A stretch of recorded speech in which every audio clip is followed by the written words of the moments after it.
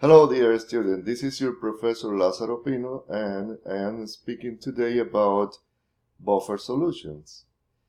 In an equation like this, where you have a weak acid in water solution, you get an equilibrium where the proton of the acid will go to the water to make the hydronium ion, and the anion of the weak acid will go along. Then the weak acid is considered the acid, and the water in this case is the base because it's an acceptor of proton. Thus, that is a concept of acid. The acid is the donor of protons, and the base is the acceptor of the protons. Then, in the other hand, we are going to have the conjugate acid that will donor the proton to the conjugate base. The combination of a weak acid and a conjugate base is what we call buffer solution. Let's see how we can calculate the pH of a buffer solution. The constant of equilibrium of the acid is always given. The pKa is equal to the minus log of the constant of the acid.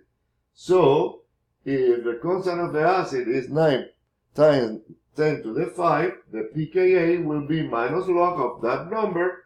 That will give you 4.05.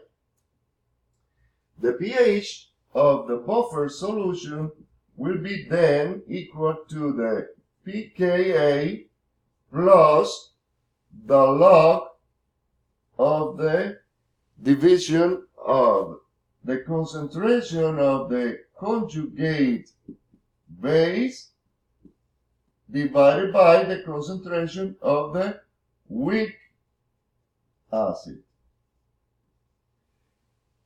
Here we have the pKa.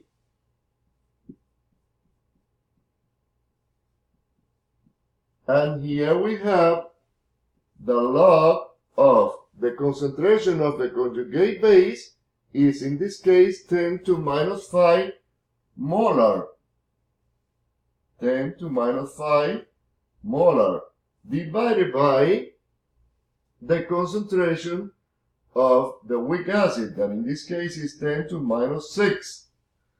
Then the pH will be equal to 4.05 plus the log of 10 to minus 5 plus 6.